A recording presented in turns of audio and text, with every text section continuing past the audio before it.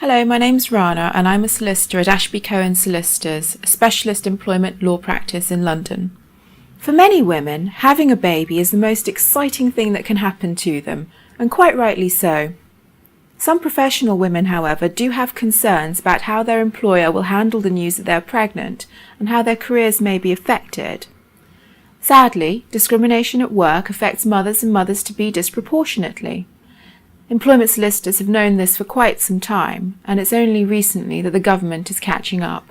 If you have any queries or concerns about your rights during pregnancy or maternity leave, if you feel that your employer is treating you less favourably, or you have any other issues at work, then give one of our solicitors a call in confidence to discuss your situation in more detail.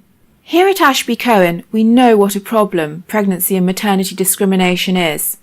We receive a high volume of inquiries from women who are concerned about how they're being treated following a pregnancy announcement. We get a greater volume of inquiries from women who are returning from maternity leave to find that their role has been downgraded, no longer exists, or has been carried out by somebody else.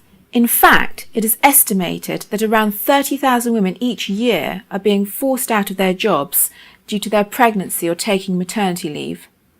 Here at Ashby Cohen, we're committed to making sure that you have the right advice if you find yourself in that situation. Your rights during your pregnancy and your maternity leave are clear so long as you abide by the necessary notification requirements. Dismissals for reasons connected with your pregnancy or maternity leave are automatically unfair.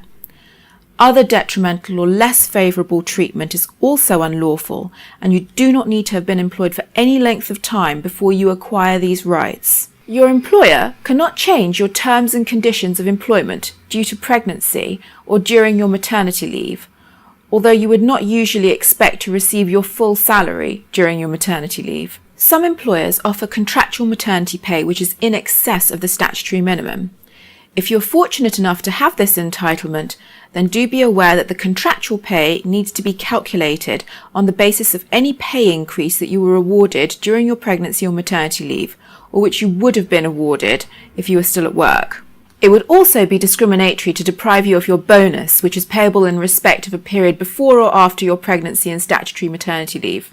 This does not mean that your employer cannot dismiss you fairly if you're pregnant or returning from maternity leave.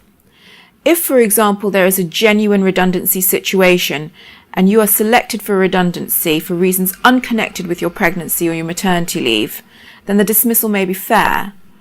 However, if you do find yourself in that situation, it's always worth taking specialist advice to ensure you know your rights. If you have any queries or concerns about your rights during pregnancy and maternity leave, if you feel that your employer is treating you less favourably, or if you have any other issues at work, then give one of our solicitors a call in confidence to discuss your situation in more detail. More information is available on our website. Just Google Ashby Cohen. We look forward to helping you soon.